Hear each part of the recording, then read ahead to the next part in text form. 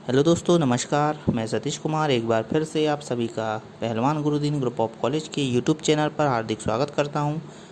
आज हम बात करने वाले हैं बीए तृतीय वर्ष के समाजशास्त्र द्वितीय प्रश्न पत्र के अंतर्गत सामग्री संकलन के प्राथमिक और द्वितीयक स्रोतों के बारे में। तो शुरू करने से पहले अगर अभी तक आपने हमारा चैनल सब्सक्राइब नहीं किया है तो कृपया चैनल सब्सक्राइब करें, लाइक करें, कमेंट करें, शेयर करें। शुरू करते हैं दोस्तों। सामग्री संकलन उन समस्त सूचनाओं, तथ्यों, आंकड़ों को एकत्रित करना होता है जो विभिन्न विधियों के द्वारा प्राथमिक तथा द्वितीयक स्रोतों से प्राप्त होते हैं। अध्ययन क्षेत्र से निरीक्षण, साक्षात्कार, अनुसूची, प्रश्नावली आदि के द्वारा सूचनाएं व आंकड़े एकत्रित करना तथा पुस्तकालय से संबंधित लिखित व प्रकाशित सामग्री प्राप्त करना सामग्री संकलन कहलाता है। सामाजिक सर्वेक्षण तथा अनुसंधान की सफलता सामग्री संकलन पर निर्भर करती है। सामग्री संकलन के विभिन्न स्रोतों को विद्वानों ने दो प्रमुख भागों में विभाजित किया है। पहला प्राथमिक स्रोत तथा दूसरा द्वितीयक स्रोत। प्राथमिक स्रोत के अंतर्गत क्षेत्रीय स्रोत भी इसे हम कह सकते हैं। ये वे स्रोत होते हैं जिनमें अध्ययनकर्ता स्वयं क्षेत्र में जाकर निरीक्षण, अनुसूची, प्रश्नावली तथा साक्षात्कार के माध्यम से सूचनाएं तथा आंकड़े एकत्रित करता है। प्राथमिक स्रोतों से संकलित सामग्री को प्राथमिक सामग्री कहते हैं। प्राथमिक स्रोत के संबंध में पीटर एंड मैन ने लिखा है, प्राथमिक स्रोत हमें प्रथम स्तर पर संकलित आंकड़े प्रदान करते हैं, अर्थात जिन लोगों ने उन्हें एकत्र किया है उनके द्वारा ही प्रस्तुत किए गए आंकड़ों के मौलिक स्वरूप हैं। रॉबर्टसन और राइट के अनुसार वे तथ्य प्राथमिक होते हैं जिनको एक विशेष समस्या को हल करने के विशिष्ट प्रयोजन हेतु एकत्रित किया जाता है।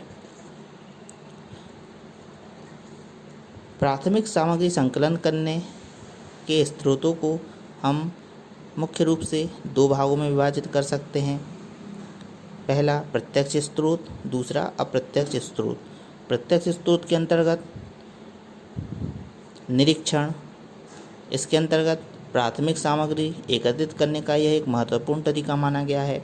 अध्ययनकर्ता अपनी ज्ञानेंद्रियों, विशेष तौर पर नेत्रों का प्रयोग करके क्षेत्र की घटनाओं का निरीक्षण करता है।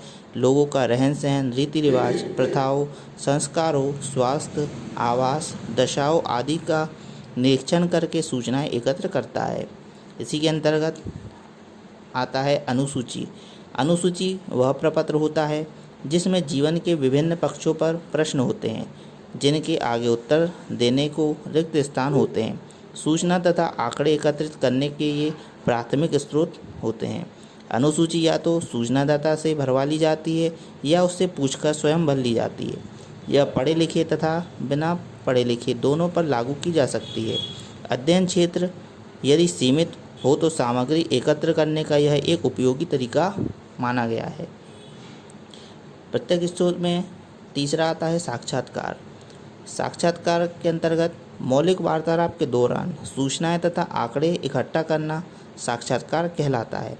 व्यक्ति के जीवन की आंतरिक झांकी, उसके दृष्टिकोणों, मनोवृत्तियों, भावों तथा भावनाओं का अध्ययन साक्षात्कार विधि के द्वारा संपन्न किया जाता है। यह प्राथमिक सामग्री प्राप्त करने के महत्वपूर्ण स्रोत माना गया है। अब दूसरी बात आती है अप्रत्यक्ष स्रोत की। इसके अंतर्गत जैसे प्रश्नावली का प्रयोग करके शोधकर्ता स्वयं घटना स्तर पर न जाकर भी अपने पत्रों के उत्तरों को जान लेता है। इससे घटना से संबंधित व्यक्ति स्वयं उचित स्तरों को प्रश्नावली में अंकित कर लेता है। दूसरा है मत पत्रों के द्वारा समस्या से संबंधित विचारों को शोधकर्ता विचार व्यक्त करने वाले के सामने न होने पर भी अप्रत्यक्ष रूप से प्राप्त कर प्राथमिक सामग्री एकत्रित कर लेता है। तीसरा है टेलीफोन द्वारा साक्षात्कार।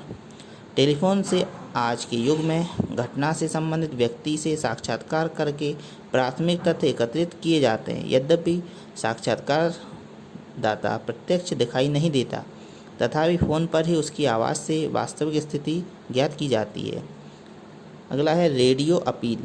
घटना से संबंध में रेडियो द्वारा अपील की जाती है, जिसे सुनकर उस समस्या से संबंधित लोग तथ्यों को लिखकर भेज देते हैं। अब बात करते हैं दोस्तों प्राथमिक स्रोतों के प्रमुख गुणों के बारे में। प्राथमिक स्रोतों से प्राप्त ज्ञान यथार्थ होता है, क्योंकि शोधकर्ता का प्राथमिक स्रोतों पर नियंत्रण होता है। प्राथमिक स्रोतों पर नियंत्रण होने के कारण वह अपने विषय का आवश्यकतानुसार परिवर्तन भी कर सकता है। निरीक्षण के द्वारा शोधकर्ता सरलता से तथ्यों को एकत्रित कर लेता है। प्राथमिक स्रोतों में सूचनाओं को उसके वास्तविक रूप में देखा जा सकता है और एकत्र भी किया जा सकता है। प्राथमिक स्रोत विस्तृत क्षेत्र में फैली हुई सूचनाओं से भी अपने विषय से संबंधित अध्ययन सामग्री एकत्रित कर लेता है। अब बात करते हैं दोस्तों द्वितीयक स्रोतों के बारे में। तो द्वितीयक स्रोतों से तात्पर्य उस सामग्री से होता है जिसको अनुसंधानकर्ता स्वयं क्षेत्र में जाकर संकलित नहीं करता, बल्कि उनका संकलन पहले ही कोई व्यक्ति अपने उद्देश्य की पूर्ति हेतु कर चुका होता है। कारकेस तथा रिचर के अनुसार द्वितीयक तथ्य वे विद्यमान अथवा पूर्व संकलित तथ्य होते हैं जिनका संकलन किसी सामाजिक अनुसंधान या किसी विशिष्ट रीति से नहीं किया गया होता है। इसमें 3 प्रकार के तथ्य सम्मिलित होते हैं। पहला लिखित प्रलेख, दूसरा माध्यमों द्वारा प्रचारित रिपोर्ट, तीसरा सरकारी आलेख। द्वितीयक स्रोतों को प्रलेखीय स्रोत भी कहा जाता है। समस्त प्रलेखीय स्रोतों की मुख्यतः 2 श्रेणियों में बांटा गया है। पहला व्यक्तिगत प्रलेख। व्यक्तिगत प्रलेख उसके स्वयं के द्वारा लिखित व पत्र, डायरिया, आत्मकथाएं तथा संस्मरण इत्यादि हैं, जिनमें उसके भूतकालीन जीवन पर प्रकाश डाला गया है। व्यक्तिगत प्रलेखों में वह समस्त लिखित सामग्री सम्मिलित होती है जो एक व्यक्ति द्वारा स्वयं अपने विषय में अथवा सामाजिक घटनाओं के विषय में उसके अपने दृष्टिकोण से लिखी गई हो। व्यक्तिगत प्रलेखों के प्रकारों के बारे में भी जान लेते हैं। इसके अंतर्गत जीवन इतिहास। जीवन इतिहास को विस्तृत आत्मकथा भी कहा जा सकता है। जीवन इतिहास जब व्यक्ति अपने विषय में लिखता है, आत्मकथा कहलाती है।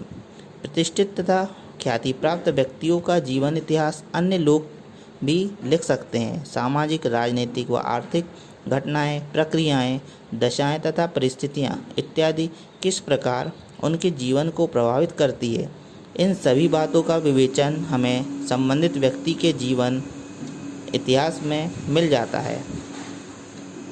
दूसरा है पत्र। द्वितीयक स्रोतों में व्यक्तिगत प्रलेखों के अंतर्गत पत्रों का भी बहुत अधिक महत्व होता है। ये व्यक्तिगत होते हैं जिनमें व्यक्ति के वास्तविक विचारों, भावनाओं, दृष्टिकोणों इत्यादि की स्पष्ट झलक देखने को मिलती है। ये निकट रूप से व्यक्ति के द्वारा लिखे जाते हैं। ये पत्र व्यक्ति के घरेलू संबंधों जैसे विवाह, यौन संबंध, मित्रता, तनाव, सहानुभूति, ईर्ष्या आदि से अभिव्यक्त करते हैं। तीसरा आता है डायरिया। कुछ लोगों को डायरिया रखने की आदत होती है। कुछ लोग दिन प्रतिदिन की घटनाओं को अंकित करते हैं तथा कुछ लोग विशेष घटनाओं को लिखते हैं। ये गोपनीय होती है, इसलिए इनमें विश्वसनीयता अधिक होती है। इनमें लोग अपने जीवन के खट्टे मीठे चटपटे अनुभव को लिखते हैं। जीवन इतिहास के लिए इनसे अच्छा कोई अन्य स्रोत नहीं माना जा सकता। अगला है संस्मरण। व्यक्तिगत प्रलेखों में संस्मरण का एक बड़ा योगदान होता है। लेखक अपने जीवन की रोचक घटनाओं, यात्रा आदि का वर्णन संस्मरण में करता है। बड़े बड़े विद्वान, राजनीतिक इतिहासकार, सामाजिक कार्यकर्ता आदि अपने संस्मरण लिखते हैं। दूसरा आता है सार्वजनिक प्रलेख। ये वे प्रलेख होते हैं जो जनता के लिए सरकारी अथवा गैर सरकारी एजेंसियां उन्हें प्रकाशित तथा अप्रकाशित रूप से जनसाधारण को प्राप्त कराती है। सार्वजनिक क्षेत्रों में क्या हो रहा है, कौन कौन सी योजनाएं चल रही है, क्या क्या कल्याण कार्यक्रम चल रहे हैं आदि के विषय में प्रलेख के द्वारा हमें पता चलता है। अब बात करते हैं दोस्तों सार्वजनिक प्रलेखों के प्रकारों के बारे में। तो इसके अंतर्गत पहला आता है प्रकाशित प्रलेख। ये वे रिपोर्ट तथा रिकॉर्ड है जिन्हें प्रकाशित कर जनता के लिए उपलब्ध करा दिया जाता है। प्रकाशित प्रलेख को भी निम्न रूप में हम देख सकते हैं, जैसे विश्वविद्यालय, महाविद्यालय तथा शोध संस्थाओं की प्रकाशित रचनाएं, कमीशनों की प्रकाशित रिपोर्ट, अंतर्राष्ट्रीय संस्थाओं के प्रकाशन, परिषदों तथा समितियों की रिपोर्ट आदि। इसी प्रकार दूसरा प्रकार है अप्रकाशित प्रलेख। ये वे प्रलेख होते हैं जो फाइलों तथा अलमारियों में रहते हैं और जो प्रकाशित नहीं हो पाते। ये प्रलेख जैसे अनुसंधान, छात्रों की रिपोर्ट और लेख आदि होते हैं। अब बात करते हैं दोस्तों द्वितीयक स्रोतों के प्रमुख गुणों के बारे में। द्वितीयक स्रोतों के माध्यम से भूतकाल से संबंधित सूचनाओं की विस्तृत जानकारी प्राप्त हो जाती है। द्वितीयक स्रोतों से ऐसी सूचनाएं प्राप्त होती है जिन्हें व्यक्तिगत आधार पर एकत्र करना कठिन होता है। द्वितीयक स्रोत व्यक्ति के अत्यंत गुप्त तथ्यों पर प्रकाश डालते हैं। ये स्रोत व्यक्तिगत मनोभाव और दृष्टिकोणों पर प्रकाश डालते हैं। इन स्रोतों से प्राप्त की गई सूचनाएं ऐतिहासिक पृष्ठभूमि का निर्माण करती है। द्वितीयक स्रोतों से किसी व्यक्ति विशेष या सामाजिक इकाई का विस्तृत या गहन अध्ययन संभव हो सकता है। तो देखा दोस्तों आपने, आज हमने बात की प्राथमिक तथा द्वितीयक सामग्री को इकट्ठा करने के लिए स्रोत के बारे में, सामग्री संकलन के अर्थ के बारे में। अगले वीडियो के साथ मैं आपके समक्ष पुनः उपस्थित हूँगा। तब तक के लिए नमस्कार, धन्यवाद।